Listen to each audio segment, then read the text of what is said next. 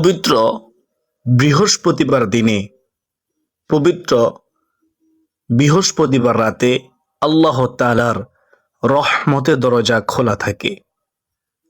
বৃহস্পতিবার রাতে দিনে যত বেশি পারেন এই চারটি দোয়া পড়ুন। পবিত্র বৃহস্পতিবার রোজা রেখে আপনি চারটি দোয়া পড়ুন। রোজা না রাখতে পারলেও এই চারটি দোয়া ছাড়বেন না। অত্যন্ত দামি এই চারটি দোয়া। যদি কেউ চারটি দোয়া পড়তে পারে তার জীবনের সমস্ত গুনাহ আল্লাহ রব্বুল আলামিন ক্ষমা করে দিবেন। সে নিষ্পাপ হয়ে যাবে। শুধু তাই নয়, তার আমলনামায় আল্লাহ তাআলা নেকি দিয়ে ভরপুর করে দিবেন। তার দুঃখ কষ্ট দূর করে দিবেন, বিপদ আপদ দূর করে দিবেন, তার অভাব অনটন দূর করে দিবেন ইনশাআল্লাহ। তো আজকের ভিডিওটি অনেক গুরুত্বপূর্ণ ভিডিও। সম্মানিত দিনী ভাই ও বোনেরা, আমরা সর্বপ্রথমে জানব পবিত্র বৃহস্পতিবার দিন সম্পর্কে সংক্ষেপে নবীজি কি সুসংবাদ দিয়েছেন।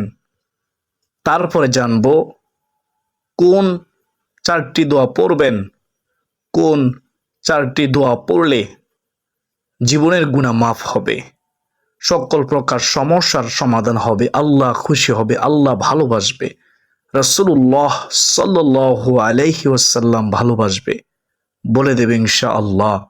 ধৈর্য সহকারে শেষ পর্যন্ত শুনতে থাকুন।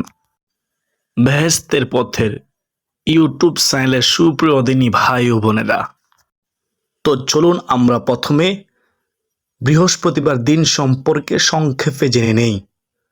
সপ্তাহে একদিন বৃহস্পতিবার দিন। এই দামি দিনে আল্লাহ তাআলার রহমতের দরজা খোলা থাকে। আল্লাহ রব্বুল আলামিন অসংখ্য বান্দাবান্দিকে ক্ষমা করেন বৃহস্পতিবার দিনে। অসংখ্য বান্দাবান্দির দোয়া কবুল করেন, অসংখ্য বান্দাবান্দির বিপদ আপদ দূর করেন, অসংখ্য বান্দাবান্দির মনের আশা পূরণ করেন। অত্যন্ত দামি দিন বৃহস্পতিবার দিন। এই সম্মানিত দিনে রাসূলুল্লাহ সাল্লাল্লাহু আলাইহি ওয়াসাল্লাম রোজা রাখতেন।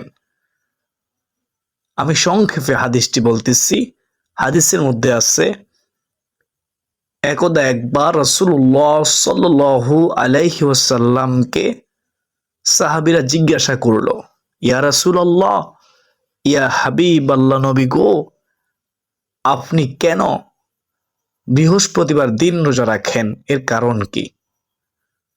নবীজি সাল্লাল্লাহু আলাইহি ওয়াসাল্লাম উত্তর দিলেন, ও আমার সাহাবীরা শুনো, আমি নবীজি বৃহস্পতিবার রোজা রাখি এজন্য বৃহস্পতিবার দিনে আল্লাহ তাআলার দরবারে সকল বান্দাবান্দির আমলনামা পেশ করা হয়। আমি আশা করি, আমি চাই রোজা রাখা অবস্থায় আমার আমলনামা আল্লাহ তাআলার দরবারে পেশ করা হোক। সুবহানাল্লাহ। একবার ভেবে দেখুন, আমার নবীজি আমাদেরকে এই নিয়ম শিখিয়ে দিয়েছেন, আমরা যেন রোজা রাখি। আমরা যেন মনে মনে ধারণা করি যে আমাদের আমলনামা রোজা রাখা অবস্থা আল্লাহ দরবারে পেশ করা হোক। সুবহানাল্লাহ। তো যদি সুযোগ থাকে, শক্তি থাকে, রাখার সময় থাকে, তাহলে রোজা রেখে দিবেন। নফল রোজা রাখলে সওয়াব আছে, না রাখলে কোনো গুনাহ নেই। বেহেশতের পথের ইউটিউব চ্যানেলের সুপ্রিয় দিনী ভাই ও বোনেরা, স্বয়ং রাসূলুল্লাহ সাল্লাল্লাহু আলাইহি ওয়াসাল্লাম পবিত্র বৃহস্পতিবারের গুরুত্ব দিতেন। আমরাও গুরুত্ব দেব ইনশাআল্লাহ। অবহেলা করব না, অলসতা করব না। রোজা যদি নাও রাখতে পারি, আমরা এই চারটি দোয়া পাঠ করব বেশি বেশি করে ইনশাআল্লাহ। প্রিয় দিনদার মুসলমান ভাই ও বোনেরা, পবিত্র বৃহস্পতিবারে আমরা কোন চারটি দোয়া পড়ব, মনোযোগ দিয়ে শুনবেন। এক নম্বর যে দোয়ার কথা বলবো সে দোয়াটি হচ্ছে লা হাওলা ওয়ালা কুওয়াতা ইল্লাহ বিল্লাহ। লা হাওলা ওয়ালা কুওয়াতা ইল্লাহ বিল্লাহ। এই দোয়াটা পড়বেন। নবীজি সাল্লাল্লাহু আলাইহি ওয়াসাল্লাম এই দোয়াটি পড়তেন, সাহাবায়ে কেরামগণ পড়তেন, আমাদেরকেও পড়ার জন্য বলেছেন। এটি হচ্ছে জান্নাতের গুপ্তধন। সুবহানাল্লাহ। 2 নম্বর দোয়াটি হচ্ছে ইয়া জাল জালালি ওয়াল ইকরাম। এই দোয়াটি আল্লাহ তাআলার গুণবাচক নাম, এটাকে ইসমে আজম বলা হয়। আমরা সবাই জানি ইসমে আজমের মাধ্যমে দোয়া করতে দেরি মহান আল্লাহ তাআলা কবুল করতে দেরি করে না। ইয়া জাল জালালি ওয়াল ইকরাম।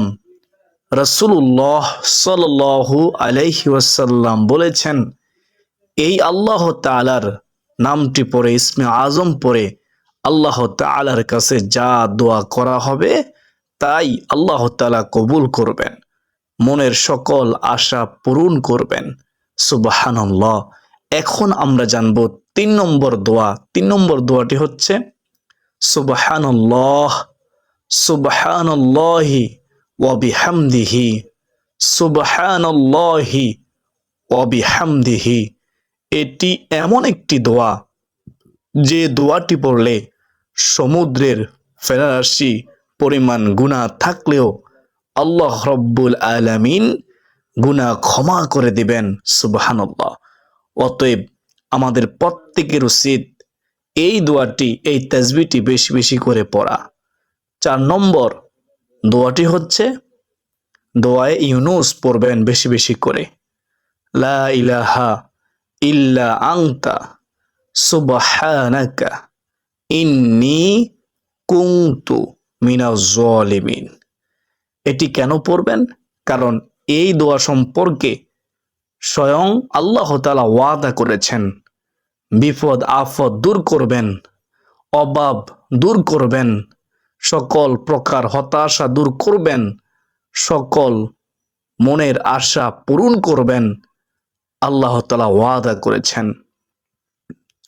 যেভাবে মাছের পেটে হযরত ইউনুস আলাইহিস সালামকে আল্লাহ তাআলা নিরাপদে রেখেছেন, মাছের পেট থেকে নিরাপদে উদ্ধার করেছেন, ঠিক সেইভাবে মুমিনদেরকে আল্লাহ তাআলা এই দোয়ার বরকতে, এই দোয়ার সম্মানে, ইজ্জতে, এই দোয়ার উসিলায় আল্লাহ তাআলা মুমিনদেরকে উদ্ধার করবেন, তাদেরকে কঠিন বিপদ থেকে হেফাজত করবেন।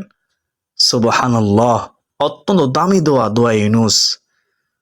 নবীজি সাল্লাল্লাহু আলাইহি ওয়াসাল্লাম বলেছেন, কেউ যদি দোয়া ইউনুস পড়ে আল্লাহ তাআলার কাছে দোয়া করে তাহলে আল্লাহ তাআলা তার দোয়া কবুল করবেন, অবশ্যই কবুল করবেন। সুবহানাল্লাহ।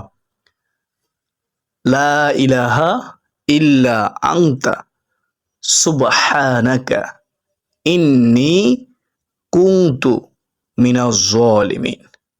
লা ইলাহা ইল্লা আনতা সুবহানাকা ইন্নী কুনতু মিনাজ জালিমিন।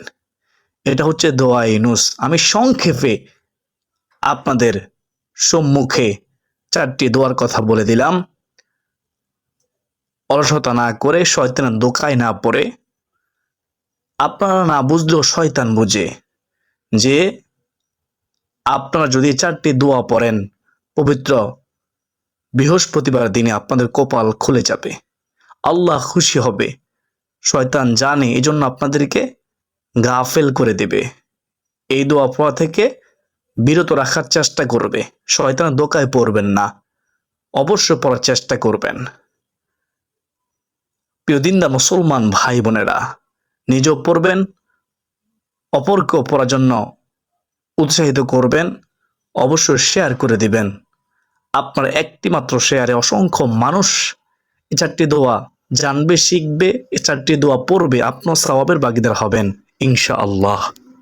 আল্লাহ তাআলা আমাকে, আপনাকে, আমাদের সবাইকে পবিত্র বৃহস্পতিবারে রোজা রাখার, রোজা না রাখতে পারলেও এই 4টি দোয়া বেশি বেশি করে পড়ার, বিশেষ করে মুনাজাতের মধ্যে অথবা মুনাজাতের পূর্বে পড়ার তৌফিক দান করুন।